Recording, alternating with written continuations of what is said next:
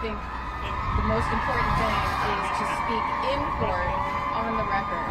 But since video cameras, the application for a video of today's proceeding was denied, I thought I would give the remarks that I gave in court out here so that the people who are interested in hearing what's happening to Luigi Mangione can hear what's happening to Luigi Mangione. So I'm going to do my best to stick to the remarks that were given in court.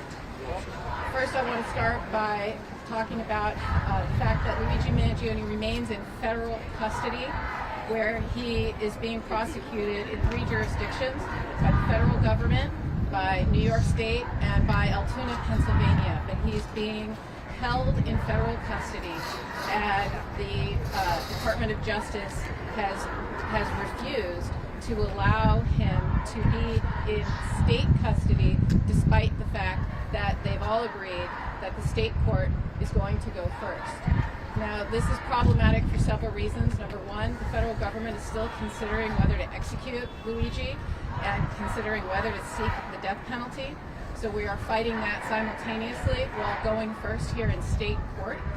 And it impacts our ability to meet with him before court, after court. He's constantly surrounded by law enforcement. He's in shackles. He was wearing a vest today, looked like I don't even know what it looked like, but a very serious vest with his legs shackled and his arms shackled.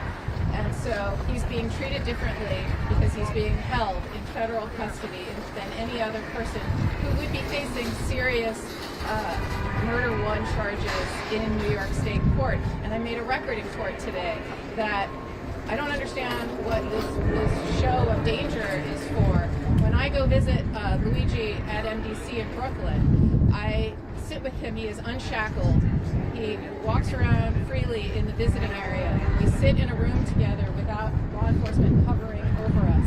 But for whatever reason, here, despite all the law enforcement, they need him to be wearing this vest. They need him to be shackled, and they stand right over us, and we get no time with him. So he is being treated differently because of this unusual and frankly, just the fact that he's being prosecuted by 3 jurisdictions for one event. It all is about one thing, one single event. So we object to that. We also made a record today that although the Manhattan DA's office has been providing discovery, we're past the discovery deadline, but they have made an effort to provide discovery, and we appreciate it. But what we haven't received is the police paperwork from New York City. We haven't received any of, they call them DD5s. Those are the follow-up police reports that detectives write. I am sure there will be hundreds of them, and we have not received those yet. Very important.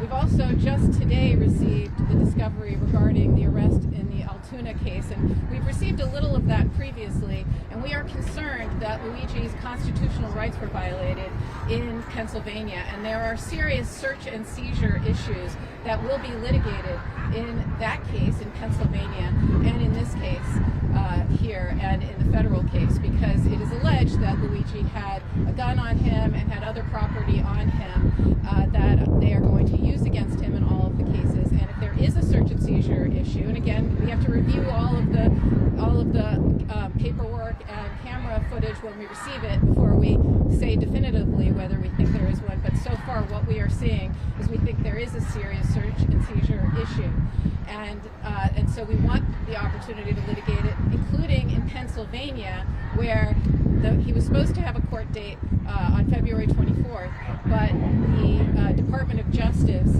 is refusing to transport him and allow him to face the charges in Pennsylvania. So he cannot litigate those issues in Pennsylvania. And which brings me to the most important point that we made today, which is Luigi's right to a fair trial is being infringed upon because he is being publicly treated as guilty and as having the presumption of guilt as opposed to the presumption of innocence, which is what he is entitled to.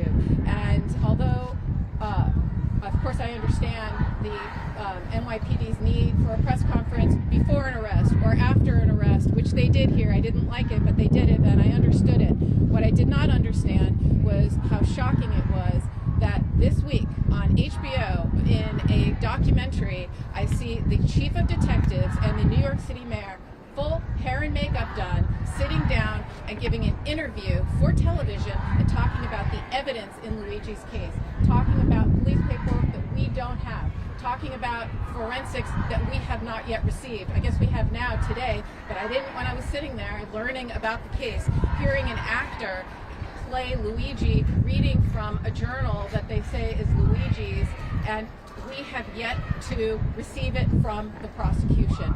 And so it's outrageous that they have time to go and prejudice Mr.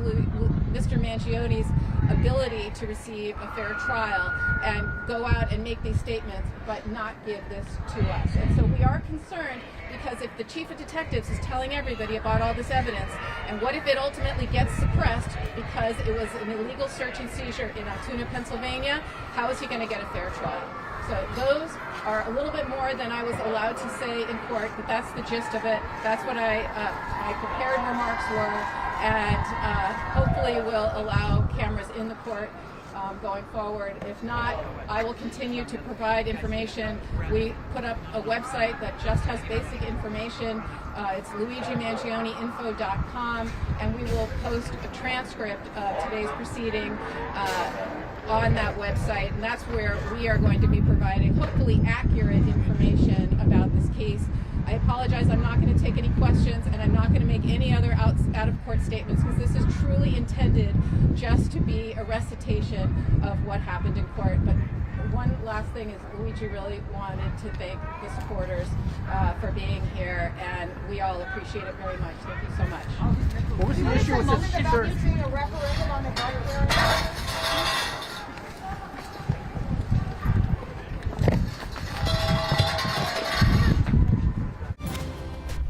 This has been breaking news. Hey everyone, Tony Sadiq with an update on your first alert forecast, and it's still a frigid Friday, but look at what's on the way.